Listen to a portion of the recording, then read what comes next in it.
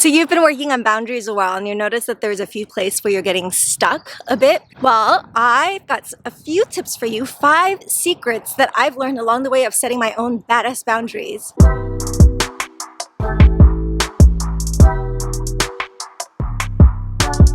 So I don't know if I've ever shared it in this way before. I'm just gonna really talk to you quite casually here while on my walk. I don't know if you can see, but the ocean is right there. It's beautiful. And let's talk about the 5 secrets that I have learned on making boundaries easier. Number 1, the first step really is to notice when a no comes up. And it's a pretty subtle thing. Sometimes no is just like a long-term kind of like seething anger or resentment. And sometimes that no is just like a feeling of ick.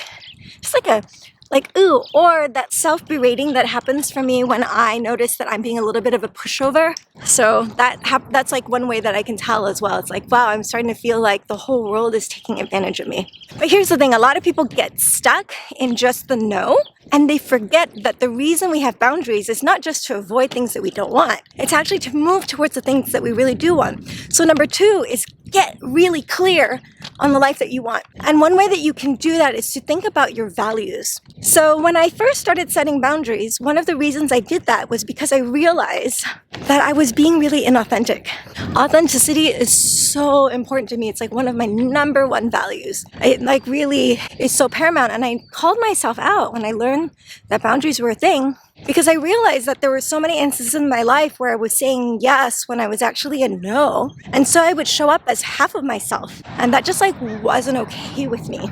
So I started to imagine a life where I could be authentic all the time and not be afraid of the way that there would be pushback against me, because I was like really living according to my values. So that is the vision. That was the idea that sort of drove me into having really, really clear boundaries. And the more I practiced, the clearer that I got to know what I want and what I didn't want. So that's your homework, is to figure out, what are your boundaries in service of?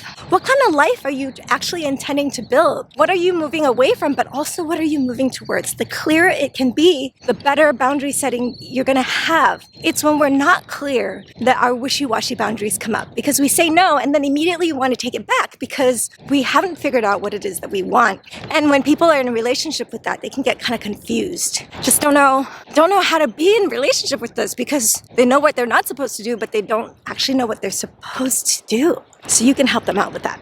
That's number 2, learn what you want. Number 3, you got to believe that you deserve it. Here's the thing. This is where most people get stuck when it comes to boundaries, because they think, well, that's not nice. If I say no to things, if I set boundaries, then I'm just going to be too selfish, and I'm not allowed to be selfish. This is where a lot of people get stuck.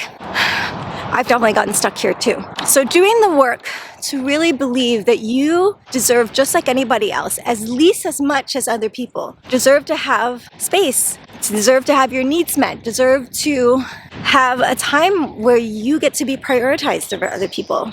Now, this is a lot easier said than done. So I'm going to share with you tip number 4. Learn from the people you judge. I've never heard anybody talk about this one before. But I noticed something, that when I judge someone else, oftentimes it's like a little tell. It's like a secret code in some ways. They're showing me all the ways that I don't allow myself to be. So for example, back when I was a good church-going girl, there would be so many potlucks and there were so many things to say yes to, so many volunteer opportunities. And because my worth was really, really, really tied to being able to say yes to everything and just like be so generous and service all the time, I didn't think I could say no. And so I never did. I just said yes, and I burned out a lot because I was just overgiving. And I remember there was this like one particular potluck that I went to, and somebody didn't bring an entree. What the freak? I was so mad. I was so judgy. I was like, look at you coming and like getting a free ride. And then later, as I was learning about boundaries, I realized that like these were people who knew how to like take care of their energy. Some days, there just wasn't their thing. You know, they just didn't have the energy to do it. So one thing I started to do was I started to go to potlucks and like intentionally not bring anything, and just notice, oh, how much I judged myself and how uncomfortable that was. And then after some practice, like really allowing myself to enjoy what it gave me, which was like the freedom to just be, to be imperfect, to be limited. The freedom to be limited is, oh, I cannot tell you, like, that is the best freedom. Like, my energy is limited. I'm sorry, I'm not an infinite giving tree. And this is what I have this week. I'm not gonna have this to give every week. And that is not just okay, that's a beautiful thing. Okay, so really like pay attention to the people that you judge, because they're gonna show you what your upper limit is. What you feel like, oh, I can be like good in this way, but if I go this way, now I'm just gonna be a bad person. They're gonna be your best teachers, trust me. And last one is practice. Lower the stakes of saying no. Just like that, like with the potlucks, for example, I started practicing by saying no just because. Not because I had a family emergency, not because I was like only getting 3 hours of sleep a night. I didn't wait until the circumstances were absolutely dire. I said no because I was just doing it for the hell of it. Just because I like wanted to get good at it. So that is the number one way. If we can't say no just cause, it's going to be much harder to do it for a real reason. Because you're uncomfortable, because you don't want to. That's much harder to do than just because you're practicing. So if you have all of those big feelings come up when you're doing it just because, it's like a sort of like safe way to practice doing that and lowering the stakes. Oh, look at that beautiful ocean.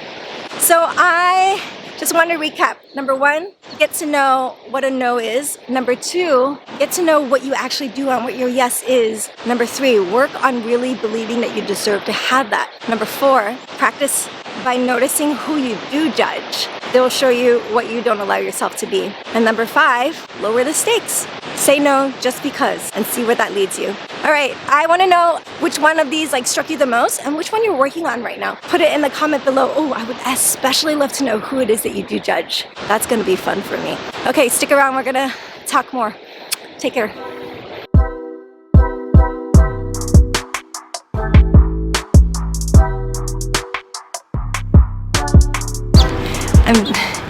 So my husband and my dog were waiting for me while I was doing this whole walk. Check them out. Just check these two out right here. Do you love them?